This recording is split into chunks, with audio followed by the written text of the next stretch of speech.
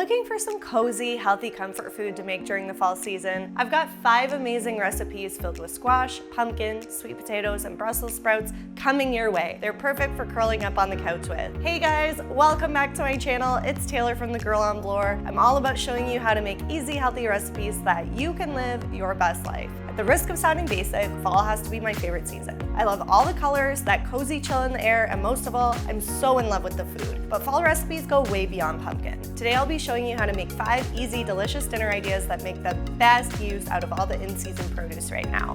We'll be making spinach artichoke spaghetti squash, butternut squash risotto using the Instant Pot, an easy Brussels sprout salad with sausage, an amazing pumpkin mac and cheese, and Tex-Mex inspired sweet potatoes.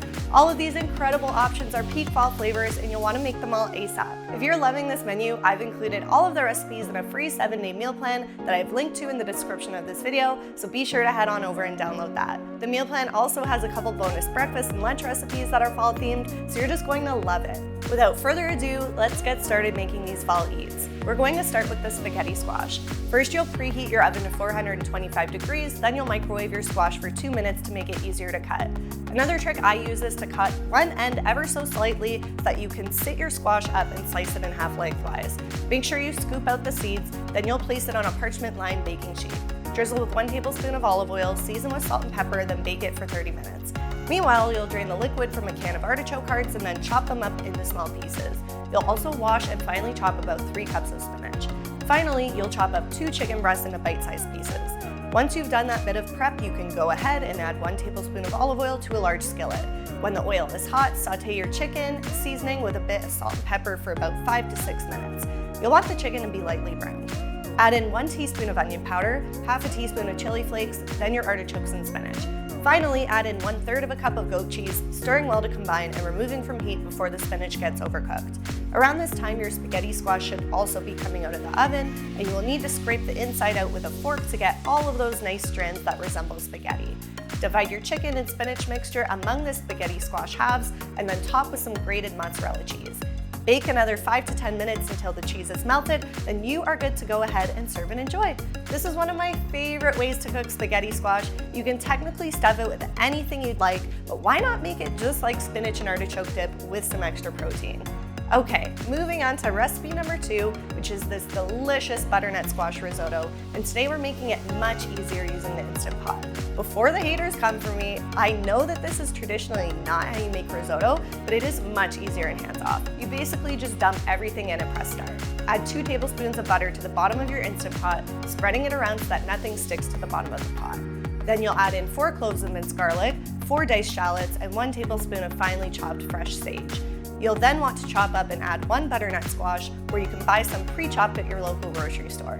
To cut a butternut squash a little more easily, you can microwave it for a couple of minutes to soften it, just like we did with the spaghetti squash. Then I recommend chopping off the ends of your squash so that you can then slice them in half lengthwise. From there, it's much easier to peel with a Y peeler. I've linked to the one I'm using in the description.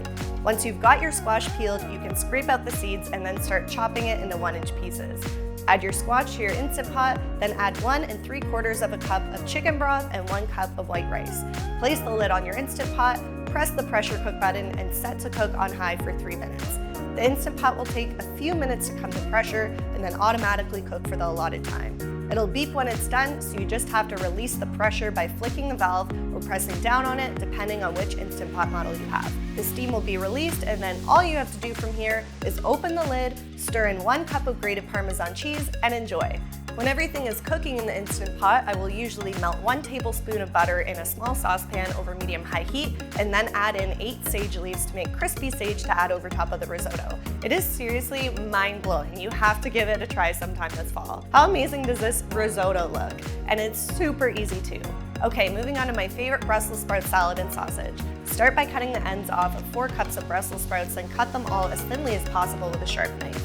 The thinner the better, as they'll soak up lots of the dressing. Then add your Brussels sprouts along with a 1/4 cup of dried cranberries, a 1/4 cup of pumpkin seeds, and a 1/4 cup of sliced almonds or walnuts to a large bowl.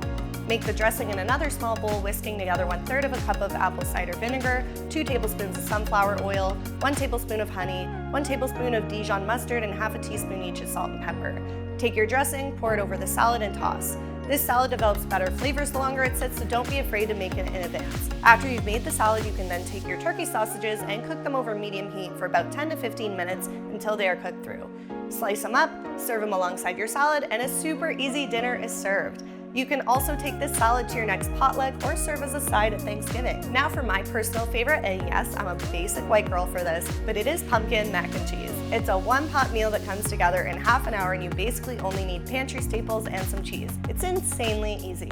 So what you'll do is cook 1 pound of mini pasta shells in boiling water on the stove for about 8 minutes until al dente. When the pasta is done, drain the water and then add your cooked pasta back to the pot.